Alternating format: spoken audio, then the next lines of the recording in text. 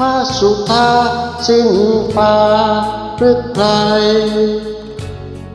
ทุกสิ่งหยุดการเคลื่อนไหวแต่ดวงใจยังคงรักเธอ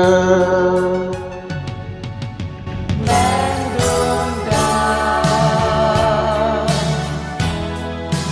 ดับหมดนภาขอสัญญา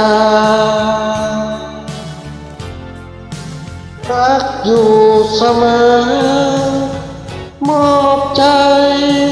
เป็นทาสประเมินพร่ำเพอไม่ว่า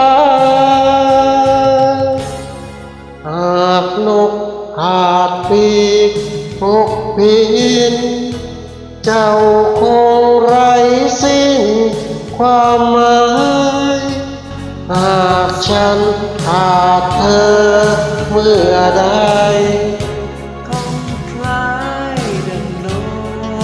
กได้ปี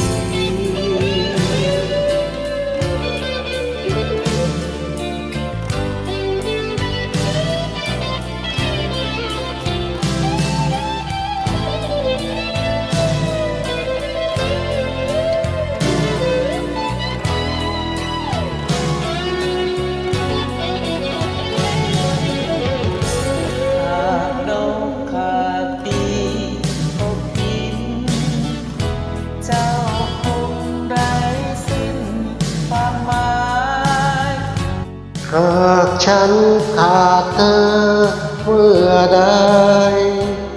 คงคล้ายดังนกไร้ปีก